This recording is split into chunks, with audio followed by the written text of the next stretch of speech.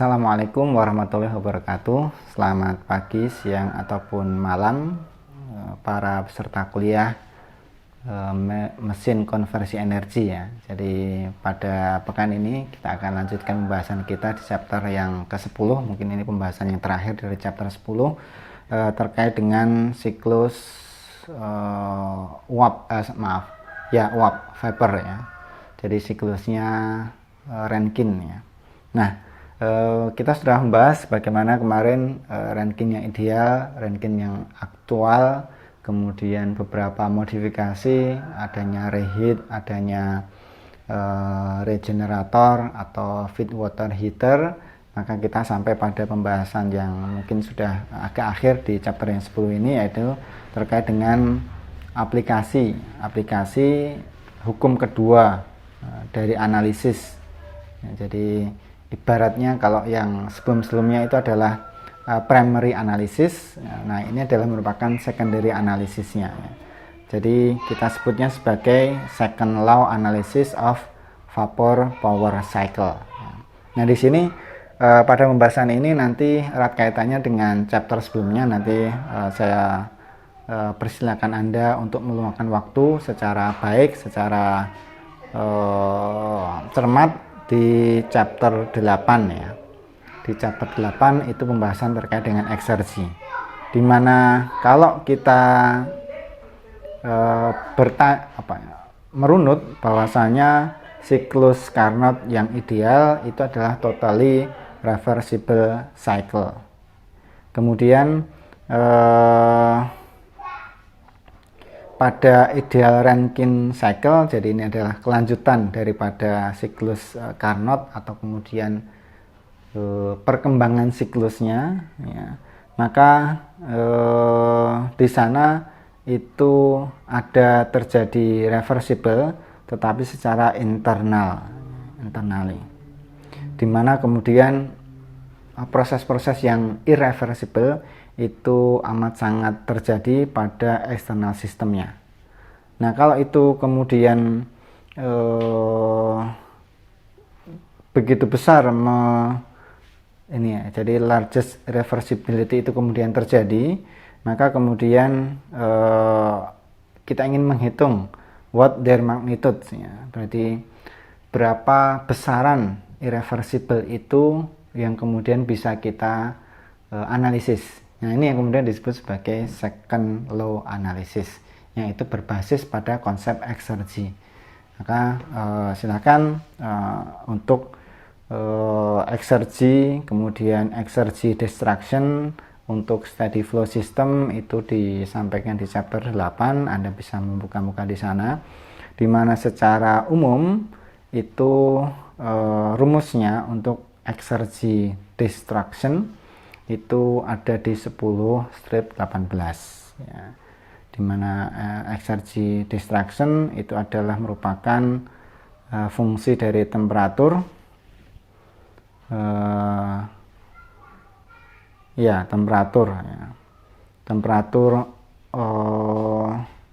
ini adalah inisial temperatur, sehingga kemudian kalau kita sandingkan dengan S out dan S in, maka di sini adalah merupakan outnya, ini adalah innya ya. Ditambahkan dengan Q out dan dikurangi dengan Q in, dan semuanya adalah tanda dot, artinya kemudian ini adalah merupakan suatu rate daripada bilangan yang lainnya. Kalau kemudian kita menggunakannya pada dotnya itu dihilangkan, maka bisa kita gunakan seperti ini, sehingga kita dengan simple bisa menghitung berdasarkan pada kalor ya, Q. Jadi kalor yang keluar maupun Q yang masuk di sini.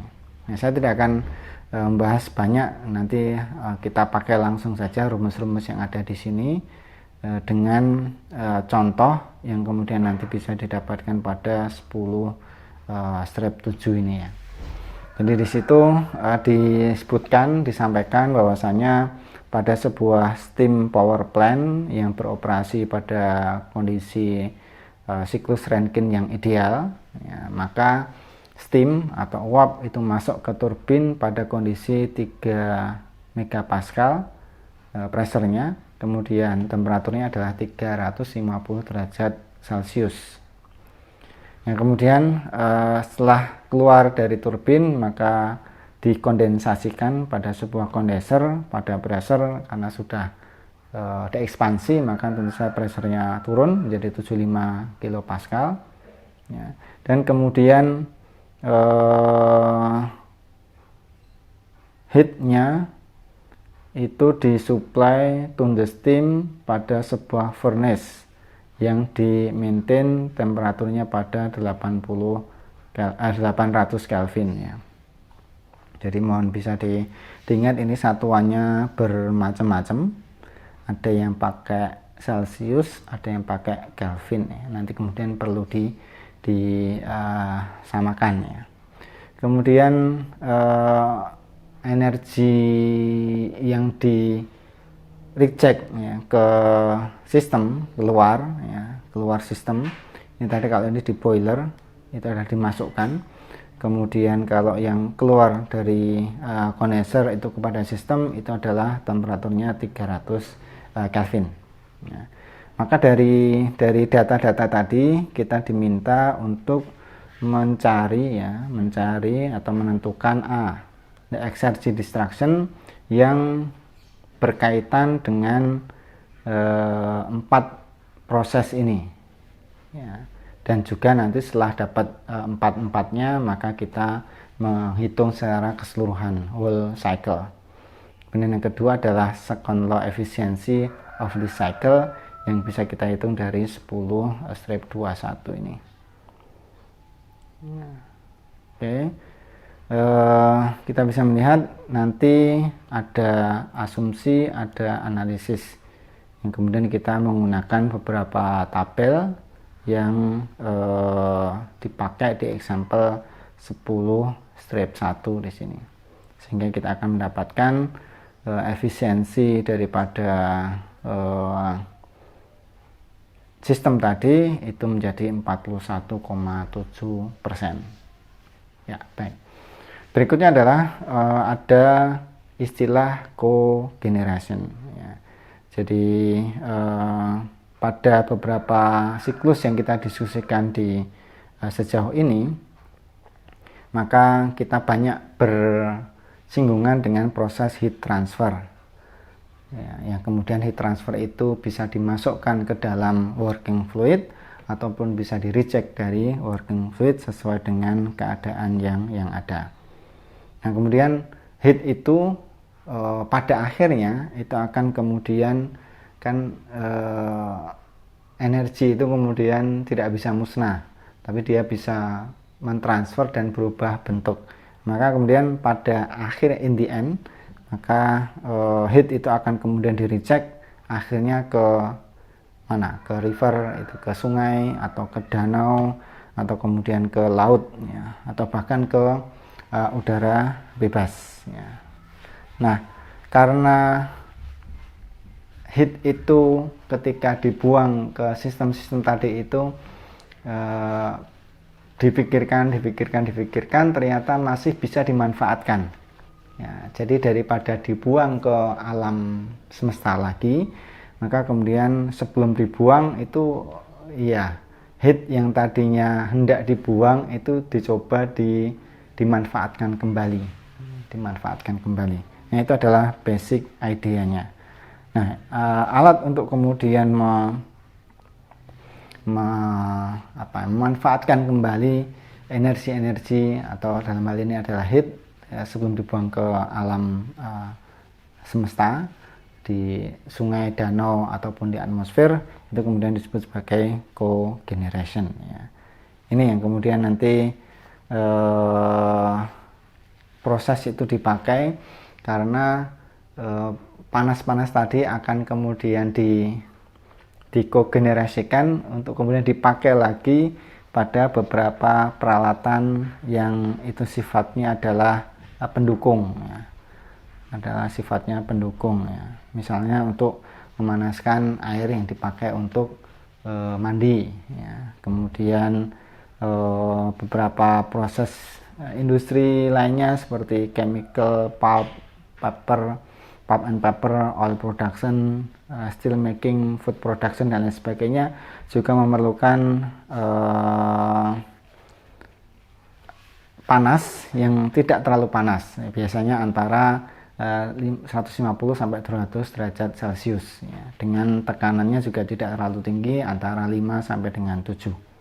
Nah, itu kemudian dicoba lagi bagaimana kemudian bisa diekstraknya. Maka alat untuk kemudian mengekstrak itu, memanfaatkan kembali, adalah disebut sebagai cogeneration. Dimana secara umum cogeneration itu adalah merupakan suatu produk,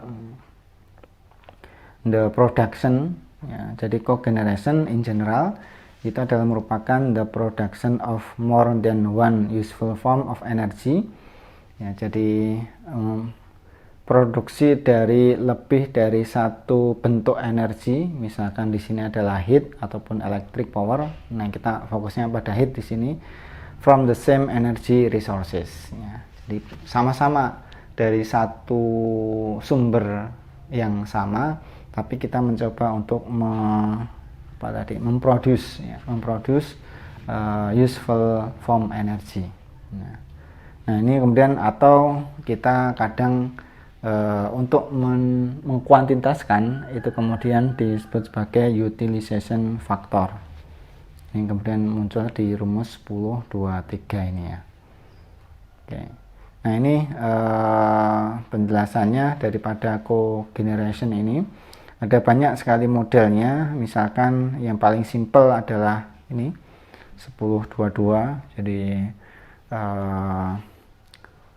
ini adalah proses heater, ini key P ini yang kemudian nanti dipakai untuk memanaskan yang lainnya.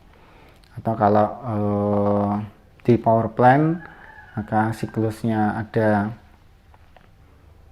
dipompa, kemudian dipanaskan di drum boiler, kemudian diekspansikan di turbin. Nah, ini kemudian dikeluarkan lagi sedikit untuk kemudian dipakai di alat-alat yang lainnya. Oke.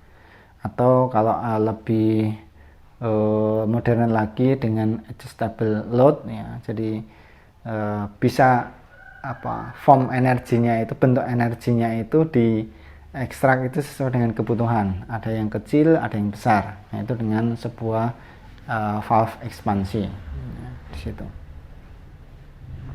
Nah, ini kemudian Anda bisa melihat, menghitungnya. Ini sesuatu yang kompleks. Di grafik skematiknya di gambar 10-25, skematik di TS diagramnya di 10-8 ya. Ini nanti untuk menggambarkan example 10-5 ini ya. Jadi saya tidak akan membacakan secara detail agar bisa cepat kuliah yang mungkin terakhir dari chapter 10 ini ya. Nah, itu cogeneration. Sekarang kita masuk pembahasan pada combined cycle. Jadi zaman terus berkembang, kemudian proses berpikir manusia juga terus semakin maju, sementara kebutuhan energi semakin meningkat dan meningkat lagi.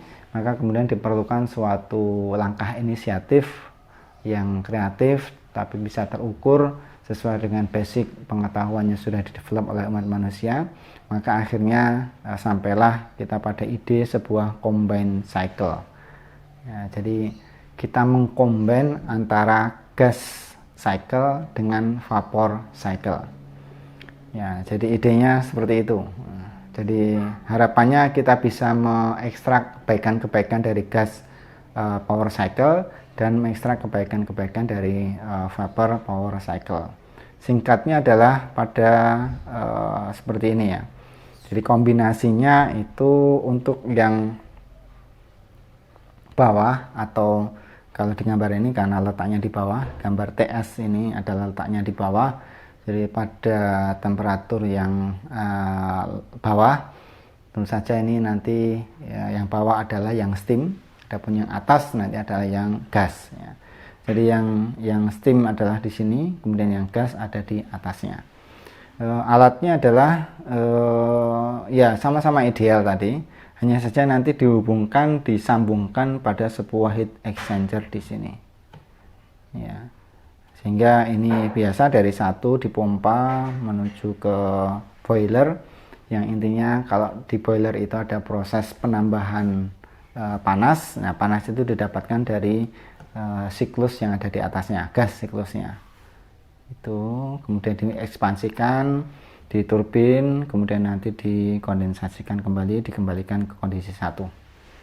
Nah, kalau yang atas itu kemudian dari exhaust gas ini ya, exhaust gas ya, yang di poin 5 ini kemudian dikompresikan ya, kemudian dibakar, kemudian diekspansikan, dan uap panasnya nanti bisa